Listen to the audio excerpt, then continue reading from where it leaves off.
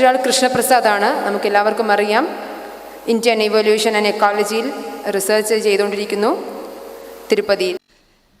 ഇനി ഒരു കാര്യം കൂടെ, ഈ പച്ചമരുന്നുകൾ ധാരാളമായിട്ട് കഴിച്ചാലുള്ളൊരു ഒരു പ്രശ്നം കൂടിയുണ്ട്. ഞാൻ പറഞ്ഞല്ലോ, ഒരു പച്ചമരുന്ന് എടുക്കുമ്പോൾ അതിനകത്ത് ലക്ഷക്കണക്കിന് കെമിക്കലുകൾ ഉണ്ടാവുക. അപ്പോൾ ഈ കെമിക്കലുകളെല്ലാം ശരീരത്തിനകത്തേക്ക് പോയിട്ട് എന്താണ് ചെയ്യുന്നതെന്ന് നിങ്ങൾ എപ്പോഴെങ്കിലും ചിന്തിച്ചിട്ടുണ്ടോ? ഇപ്പോൾ ഒരു ക്യാൻസർ വന്നൊരു പേഷ്യൻ്റ്, അദ്ദേഹം നോർമലായിട്ടുള്ള, അതായത് മോഡേൺ മെഡിസിൻ എടുത്തുകൊണ്ടിരിക്കുകയാണെന്നിരിക്കട്ടെ, അതിനോടൊപ്പം ഇദ്ദേഹം കുറച്ച് പച്ചമരുന്നുകൾ എടുക്കുകയാണ്. അപ്പുറത്തെ വൈദ്യം പറഞ്ഞു ഇതും കൂടെ കഴിച്ചോ നല്ല എഫക്റ്റ് കിട്ടും എന്നുള്ളത്. അപ്പോൾ എന്ത് സംഭവിക്കും എന്ന് നിങ്ങൾ ചിന്തിച്ചിട്ടുണ്ടോ? ഈ പച്ചമരുന്നുകളിൽ ഞാൻ പറഞ്ഞല്ലോ 1000-ലധികം കെമിക്കൽസ് ഉണ്ട്, ലക്ഷക്കണക്കിന് കെമിക്കൽസ്. അപ്പോൾ ഇങ്ങനെ പല മരുന്നുകൾ ഒരുമിച്ച് കഴിച്ചാൽ ഈ കെമിക്കലുകൾ തമ്മിൽ ഇൻ്ററാക്ട് ചെയ്യാൻ വേണ്ടിയിട്ട് പറ്റും.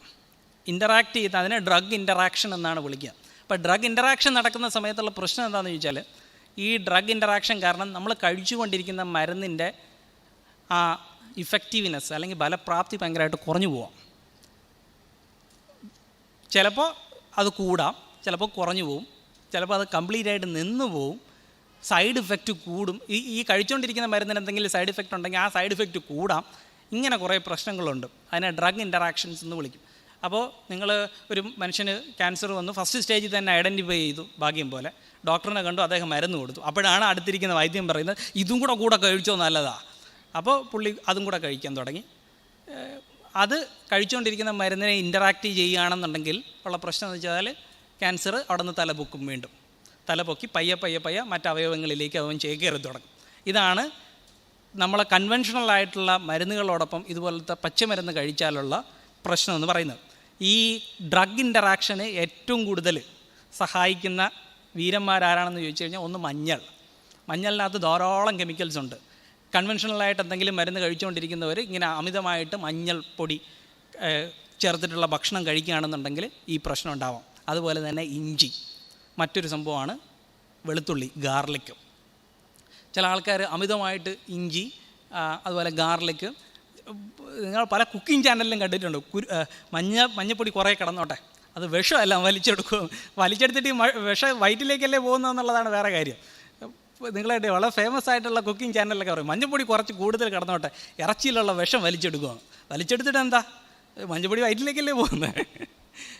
ഇതൊക്കെയാണ് നമ്മുടെ നാട്ടിലെ കാര്യങ്ങൾ. അപ്പോൾ ഇതിനെക്കുറിച്ച് ധാരാളം പഠനങ്ങൾ നടന്നിട്ടുണ്ട്. അതായത് ഈ ക്യാൻസറിന് ആധുനിക ചികിത്സ തേടുന്നവരും അതോടൊപ്പം തന്നെ ഇതര വൈദ്യങ്ങളെ അന്വേഷിച്ച് പോകുന്ന ആൾക്കാരും തമ്മിലുള്ള ആയുസ് എത്രയാണ് എന്നുള്ളതിനെ കുറിച്ചിട്ട് പഠനങ്ങൾ നടന്നിട്ടുണ്ട്. ആർക്കാണ് കൂടുതൽ ആയുസ്?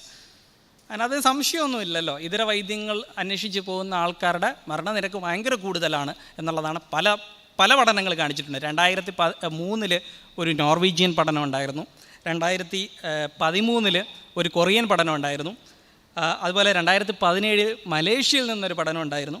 ഇവയെല്ലാം കാണിക്കുന്നതെന്ന് പറയുന്നത് ഈ ഇതര വൈദ്യങ്ങളുടെ പിന്നാലെ പോകുന്നവരുടെ രോഗം മൂർച്ഛിച്ച് അവർ മരണത്തിലേക്ക് പോകാനുള്ള സമയം വളരെ കുറവാണ് എന്നുള്ളതാണ്. അത് പെട്ടെന്ന് ഒരു മരണത്തിലേക്ക് പോകുമെന്നുള്ളത്. ഈ 2017 മലേഷ്യയിൽ നടന്ന ഒരു പഠനം, അത് ഈ ബ്രസ്റ്റ് ക്യാൻസർ പേഷ്യൻസാണ്. ഫസ്റ്റ് സ്റ്റേജിൽ തന്നെ വരുന്ന ഈ ബ്രസ്റ്റ് ക്യാൻസർ പേഷ്യൻസിനെയൊക്കെ വെച്ചുകൊണ്ടുള്ളൊരു പഠനമാണ്. അത് ഈ ഇതര വൈദ്യങ്ങൾ അവരെ എത്രമാത്രം സ്വാധീനിക്കുന്നു എന്നുള്ളതായിരുന്നു പഠനം. അപ്പോൾ അതിൽ നിന്ന് മനസ്സിലായതെന്ന് വെച്ചാൽ, ഇതര വൈദ്യങ്ങൾ അറിയാമല്ലോ, എല്ലാത്തിനും ഔഷധ ഗുണങ്ങളെന്ന് ഉണ്ടെന്ന് പറഞ്ഞിങ്ങനെ കഴിച്ചുകൊണ്ടിരിക്കുകയാണ്. അങ്ങനെ കഴിച്ചുകൊണ്ടിരിക്കുന്ന ആൾക്കാർ ഡോക്ടറിൻ്റെ അടുത്ത് വരുന്ന സമയമെന്ന് പറയുന്നത് പലപ്പോഴും വൈകിയായിരിക്കും. വൈകി അവരെത്തുള്ളൂ. കാരണം അവർ കരുതുന്നത് ഔഷധ ഗുണമുള്ള ഭക്ഷണമാണല്ലോ ഞാൻ കഴിക്കുന്നത്, അപ്പോൾ എനിക്ക് രോഗം വരില്ല എന്നുള്ളത്. അപ്പോൾ ഡോക്ടറിൻ്റെ അടുത്ത് എത്തിയാലേ ഡോക്ടറിന് ചികിത്സിക്കാൻ പറ്റൂ. ഡോക്ടറിൻ്റെ അടുത്ത് എത്തില്ല, സ്വന്തമായിട്ട് ചികിത്സിക്കും, അല്ലെങ്കിൽ ഫേസ്ബുക്ക് വഴി ചികിത്സിക്കും. ചികിത്സിച്ച് ഡോക്ടറിൻ്റെ അടുത്ത് എത്തുമ്പോൾ ചിലപ്പോൾ വൈകിപ്പോവും, ചിലപ്പോൾ മരണത്തിലേക്ക് പോവും എന്നുള്ളതാണ് കാര്യം. അപ്പോൾ ഈ പ്രസൻറ്റേഷൻ ഇതോടുകൂടി അവസാനിക്കുകയാണ്. അപ്പോൾ പറഞ്ഞു വന്നത് ക്യാൻസർ മാറ്റുന്ന ചായക്കടകളെ കുറിച്ചിട്ടാണ്. സാധാരണ ഈ വിഷയത്തിനെക്കുറിച്ച് യാതൊന്നും അറിയില്ലാത്ത മനുഷ്യർ ഇങ്ങനെ വാചാലനായിട്ട് ഇങ്ങനെ സംസാരിച്ചു കൊണ്ടിരിക്കും എന്നുള്ളതാണ്. ഇത് കേട്ടിട്ട് വിശ്വസിച്ചിട്ട് ഇതിൻ്റെ പിന്നാലെ പോകുന്നത് നല്ല വിവരവും വിദ്യാഭ്യാസമുള്ള മനുഷ്യരായിരിക്കും എന്നുള്ളതാണ്. അവരോട് പറഞ്ഞാൽ എത്ര പറഞ്ഞാലും മനസ്സിലാവില്ല. അവർ നമ്മളെ ഇങ്ങനെ പരിഹസിച്ചുകൊണ്ടിരിക്കും, തെറി വിളിച്ചുകൊണ്ടിരിക്കും. ഇപ്പം എന്നെ തെറി വിളിച്ചിട്ട് പ്രത്യേകിച്ച് എനിക്കൊന്നും ഏക്കത്തില്ല. എനിക്ക് കുറേ കാലമായിട്ട് തെറി ഇങ്ങനെ കിട്ടിക്കൊണ്ടിരിക്കുക.